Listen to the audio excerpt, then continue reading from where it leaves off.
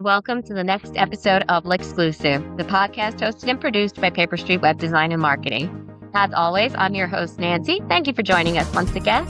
And today I'm joined by Pete, our CEO and general guru, as well as Alex, our vice president and internet marketing director. Hi, guys. Thank you for joining me again.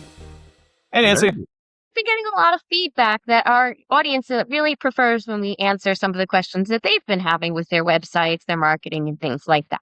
So we're treating this episode as more of a mailbag and talking about the things that we hear the most in our meetings and also the things that we feel our clients should know the most about, whether it's because there's misinformation out there or it's just simply very important for you to know. As you might suspect, one of the things we get asked about the most is, of course, AI. So let's dive right into AI because, again, we know that's the burning topic for everyone. All right, here's the big deal. All right, SEO versus AI. What's going on here? Alex, how much search traffic is coming in from AI versus traditional organic search, the whole SEO system? Well, like you said, Nancy, it is a new and emerging portion of marketing, right? I mean, the whole world is obviously well aware of AI and the rise of AI. And yeah, it is something that is at the top of everyone's mind.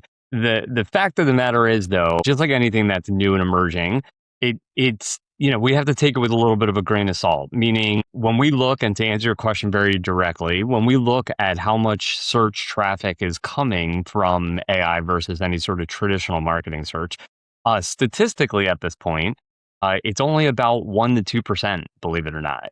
So, I actually did a scan of, a large amount of our top tier internet marketing campaigns that some of which bring in a huge amount of search, meaning they bring in, 20,000, 30,000 users per month. They're doing great on both a SEO and pay-per-click perspective, meaning, they have top rankings on traditional level. They are found is the easiest way of saying it. But the traffic that is coming in, the vast majority of the traffic that is coming in is still inherently from traditional search. Again, statistically speaking, for our clients that we looked at, we're at actually 1.18% was from AI. So that overwhelming majority is definitely still leaning on that SEO and paid side. Now, that being said, we should all prepare. We know that this tidal wave is heading our way. We know that AI is kind of growing. And more importantly, Google themselves made an announcement at the end of May that they are going to change traditional search as we know it to embed AI mode, and there's going to be this huge significant change. So I mentioned that this is akin to Y2K. Y2K, as those of us that were around that remember, we know that this was essentially this big lead up to a huge change that, was the whole world going to change? Were bank accounts going to disappear? Et cetera, et cetera. And fundamentally, nothing really happened. Now, that being said, there was preparation for that. And we at PaperStreet kind of take that same approach. We do know that AI and this massive surge is on its way, but it's just about fundamentally being prepared for it. And, so that you have that opportunity to rank and show up when that does hit.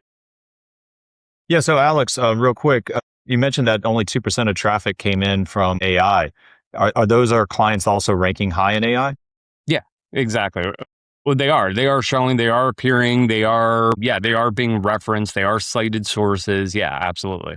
Okay. Yeah. So, I mean, what we've always been telling clients is be prepared for both. At a macro level, yeah, AI search is only at 2% right now. 1% maybe on some charts I've been reading. There are industries that are getting killed by AI search and AI snippets, Google. A lot of those are just like factoid industries and so forth, where people want quick answers. Luckily, law firms, there are no real quick answers to anything. You almost always have to contact an attorney to get the actual information they need, not just talking to a bot.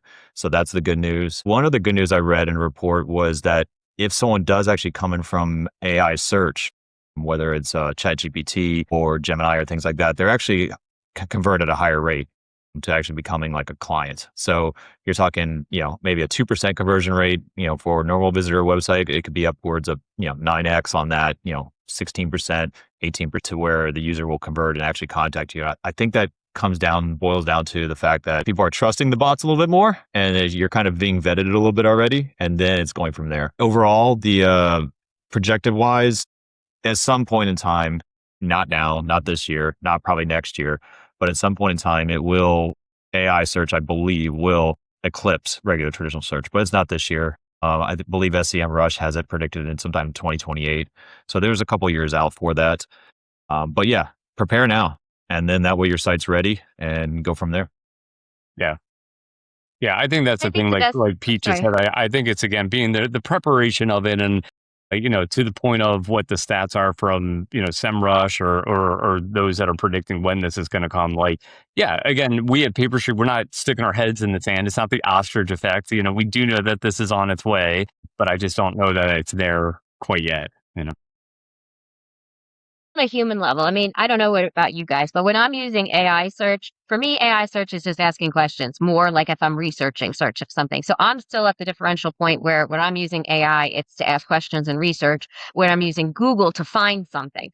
So if I'm like, I want a restaurant, I'm not going to AI, I'm using Google for that. But then if I'm looking up if something is the best developmental toy for a 9-year-old, I'm going to use AI for opinions. So I think that goes to show that there is still the ability to use both tools. So again, it's not about picking AI or picking SEO at this point. The mindset, at least for the next couple of years, like SEMrush is predicting, is try to be relevant in both. So don't pick one or the other. Focus on AI, how you could get better there, but still not ignoring the fact that you will show up in Google and people are looking for you that way. Yeah. All right, a next hot button question. Now, this may not have been on as much of our attorneys' radars, but it's a very important one. Okay, what is up with SEPA litigation and cookies? I love me some cookies. Nom, nom, nom. But so a brief recap of SEPA litigation and cookies on a more serious note. I have a long blog post about this. I recommend everyone read it. We've also helped other writers produce blog posts of similar advice and so forth. Overall, there's a 1967 wiretapping law that's in California that some litigants are using to sue over analytics trafficking. In short, the novel idea is that they're using Google Analytics or chat tracking or analytics suites that you're basically sending IP addresses to third parties without consent.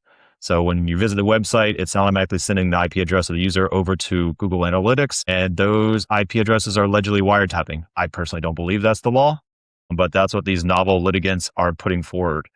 In real terms, what this means is they're sending out a little demand letter. It's literally one short paragraph saying, hey, here's attached pleading we're about to file. Give us a call. It ranges anywhere from $5,000 to $50,000 that they're asking for, some crazy amounts in my opinion. But they're sending those letters to law firms and businesses all over across the United States, even if they have no context to California. I'll leave it to the day-to-day practicing lawyers to figure out defenses to this. There's a lot of defenses from my reading and understanding of the law. There's jurisdiction issues. There's actually, I guess, the monetary value of the cases issues as well when filing in federal and state courts. Overall, also, there's the issue. California is actually updating the law. It's kind of in a pause, but they've had some recent hearings about it.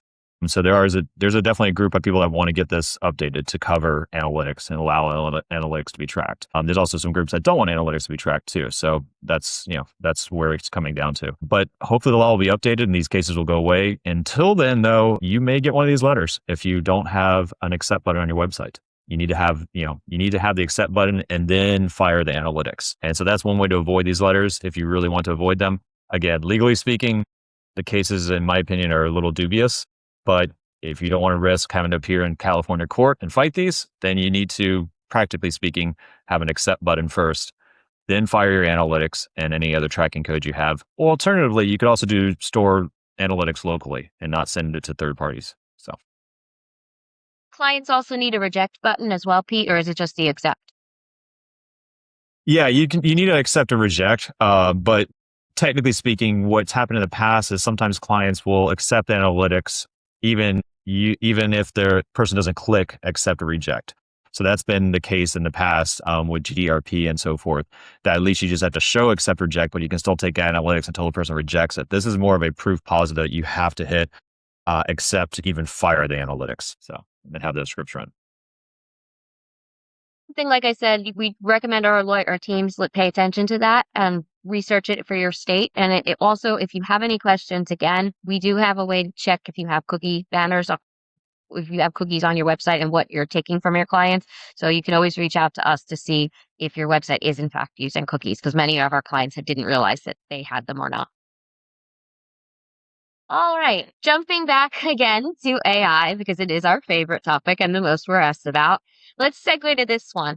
This is something that's pretty new, but Alex, what ads are available for AI platforms at this point? Yeah, so on an availability level, really, again, it kind of goes back to this being, a new emerging, industry, if you will, on the AI side. The one that we at PaperStreet recommend at the moment is ChatGPT. That's actually, a ready to use product that's ready to go. We can have that up and running ASAP sort of thing. For Google and Bing, we can add in some language that can have that capability of showing up on the AI results and also for maps. But right now, there's no way to, quote unquote, force it, if you will. Again, I don't think that Google is going to let that affect their billion-dollar industry. So, I mean, again, I do see that, kind of coming up and being available very, very, very soon. But as of right now, it's not, to be very clear, on the Google side. That said, a few other ads that, the paid advertising that is on the horizon. Perplexity has its marketing, side that's actually on its way. Microsoft also for Copilot has some ads that are on its way. And then not really on the AI side, but just interesting to note that also Apple Maps is about to drop ads as well. And have that available as well. So again, I don't think any one of the major corporations that are aware of this obviously can see that it ties into Google's billion-dollar industry, so they're going to try to ride that wave too. So I could only imagine that this is going to be a big portion of business in the very near future. Yeah. I'm actually excited about the Apple Map because I know a good portion of our clients will get business from Google local maps, and they get traffic and visitors from that, especially when they do the local search ads. Apple Maps should be the same way. I know a lot of users default to Apple Maps, not even use Google Maps. So that could be a threat to the business. It is interesting on ChatGPT's, they're coming out with ads now.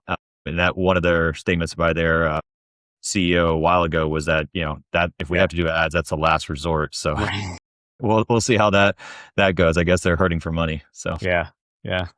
Or they see the financial benefit of it all and just either one. Yeah, it could be change their both. mind, right? So The good all thing right. about the new ads on AI at this point too is that the buy-in is substantially cheaper than Google ads at this point, because the market just really isn't saturated as much. You might not get as much traffic as Google ads and things like that. It might not be as high a conversion rate, but it is an option to consider because the ad spend is substantially lower than what you would expect for typical Google ads. Yeah, it's a good point, Nancy, that we also kind of recommend that too, just for diversifying all paid advertising. It's still like any sort of thing. Don't put all your eggs in one basket. So yeah, the more that we can diversify, the better that is. So yeah, try it out. See how it goes. So I Awesome. mean, that's the beauty of ads is that it's extremely quantifiable. So if it's working, keep it running, invest more. If it's not, pause it. So pretty easy. Segueing yet again, something that targets your existing clients a bit better than your potential clients, okay? And that's something that a lot of attorneys just don't realize that they need to pay as much attention to. So one of those options is a newsletter. So Pete, how do our clients get started with a good newsletter? Yeah, I love newsletters. There are three components to it: the list, your software, and your actual message. It all starts with a list, though. You have to have a good list. Don't go out and buy lists. You need to cultivate and bring it yourself. You can start with your existing contacts, your clients, friends, family, things like that. But get a good list. Everything will be easier once you have that and you have opt-in to it. But the next phase is just choosing a software. You can run it locally on WordPress. We do that with a couple clients, including ourselves. You can also use MailChimp. We also use that for other newsletters too, for ourselves and clients. And there's other vendors too, Constant Contact and so forth. So the final thing is your message. Keep it educational. Don't brag. Don't puff. People don't want to read just about you. Those newsletters die.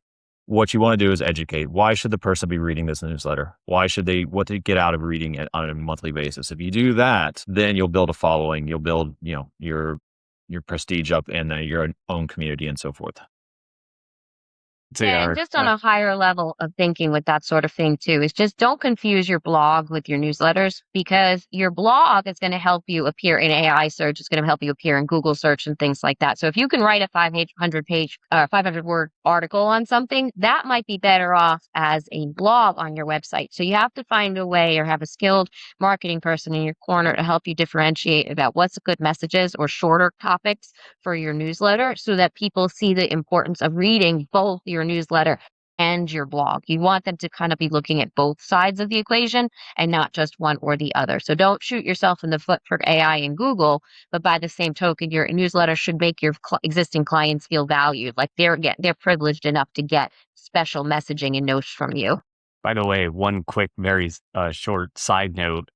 As Pete mentioned, I'm happy you just said that. All of your marketing should be that way. Like you basically make sure that it's all answering questions for your users. It's all about, how can this help the individual that's coming to you for assistance? And then 20% of it should be about why you know, 80% should always be geared to them and answering their questions. So I love that because it segues into our next question specifically too, because that's a corner about social media that I feel like attorneys really get confused a lot in the sense of should social media just be brag, brag, brag, awards, awards, awards, new hire, new job openings, things like that, versus educating the clients. I know you and I are going to be on the educational side of things, but specifically, how many posts, the question we get from our clients, how many posts should our attorneys be posting on LinkedIn and Meta each month?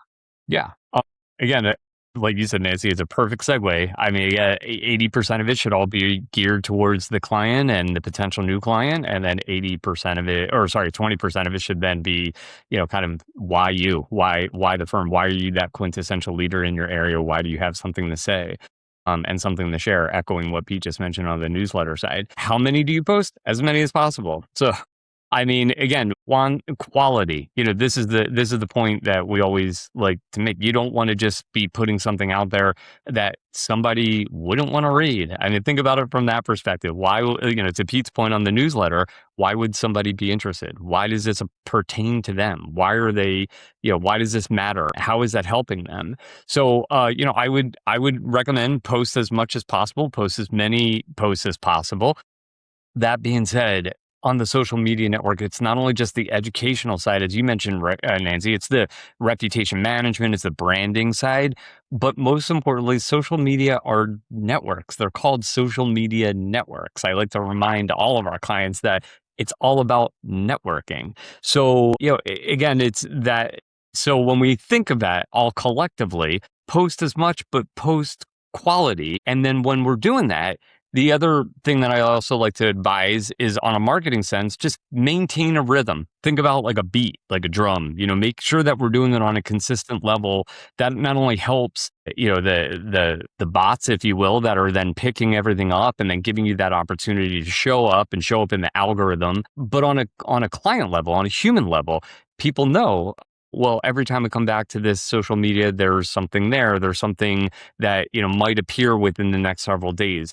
If one posts, let's say 1 week and then 7 weeks go by and then you post again and then 2 days later you post or something, there's no rhythm to that. People aren't going to know. The bots aren't going to know. So it's just more about maintaining a good rhythm and then, making sure that it's quality while you're maintaining that rhythm. Absolutely. And our social media manager is always quick to point out that ideally you're going to want at least 8 posts a month to get some sort of analytics to see how well your posts are performing. But again, here it don't just do that 8 posts to get that magic number for analytics. As just as Alex said, it has to be relevant. It has to be something that people are glad you posted about on social media, something that's helpful to them, something that they're going to want to read. And because if you're just posting news about your firm, people aren't going to subscribe to you because I don't need to know how many awards you win. It has to be like, wow, this law firm is really helpful. I get to learn all sorts of insights from them. That's what's going to get you the golden ticket, so to speak. And just as a little FYI, a particular pet peeve of mine, make sure you're doing this. Make sure your social media posts link to your website. Sometimes we just have these social media posts and they don't actually go back to the website, and that's not as beneficial to your internet marketing campaign or just your marketing in general. It's a So be sure when you're posting on social, they're not just existing in social space and don't connect to anything else. Make sure it links back to your website. it's a great point, Nancy. Again, the end goal, all roads lead back to you. Make sure that they do. Exactly. All right. All right. Coming to our particular cup of tea, or at least our award-winning designs. Pete, what is the easiest way to refresh your website's design? So if a firm has a good website, they just know it's gotten a bit dated and they want to update it without reinventing the wheel. That's what we consider a refresh. And what's the best way to do that sort of thing? Yeah, spend the summer months doing this. It's a slower time usually at most firms and for most agencies, so it's a great time to do this. The three things I think you should update would be your message on your homepage and any key pages too, but your message, your photos, and then your bios. So first up, just go to your website, take a look at your headline on the page. What does it say about your firm? Is that actually true? Can no one else say that? Can other firms say the same thing? If you can't answer that, then that's a problem. Change your message. Change it to be unique about your firm. Change it to be true, and then it'll resonate better with your clients. So have yourself read the headlines. Have some of your staff, have some friends and family read the headlines. And does that actually make sense for your firm? Is it your elevator pitch, basically? Second thing is photos. Photos get dated pretty quickly. These days, you don't have to use stock art a lot. Go in, take some photos of yourself, take some photos of the team, take some photos of your offices, and take some photos of your clients if you can get them. Videos would be great, testimonials and so forth. Put them on the website, but update your photos. That'll be a huge change. You don't have to change the layout that much. You don't have to change the color scheme. You don't have to change the logos, things like that. Just change up your message, your photos, those two big things.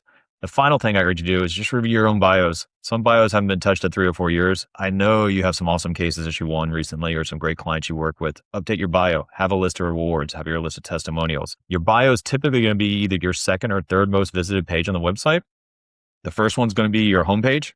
That's always the most visited web page, site on page, unless you have some really cool article out there.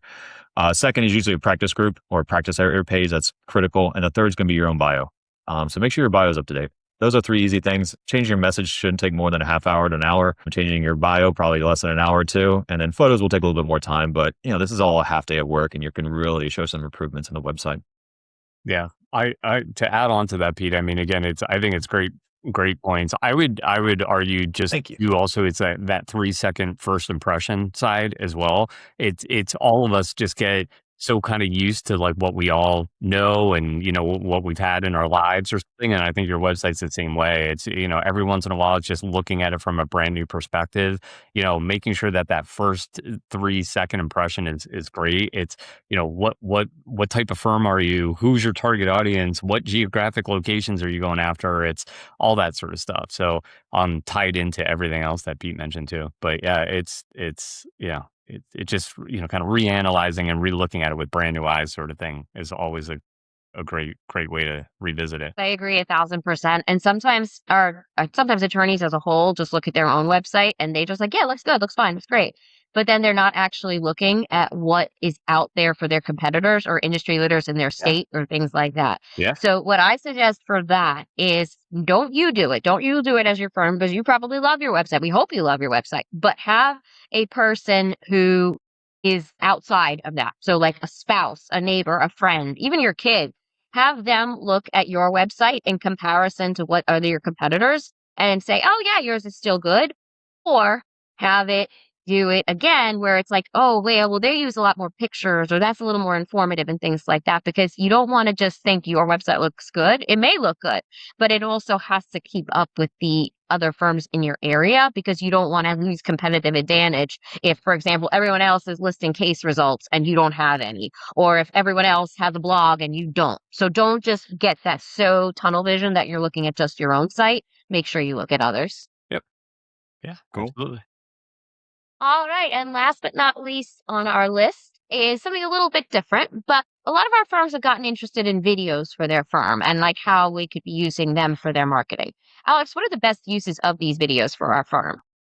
Videos are great. I mean, again, there's so many benefits to it. And, for those that are not aware, I think everybody would be aware, but, YouTube, where I would say most videos are housed as a Google product. It gives you an opportunity to rank, another opportunity.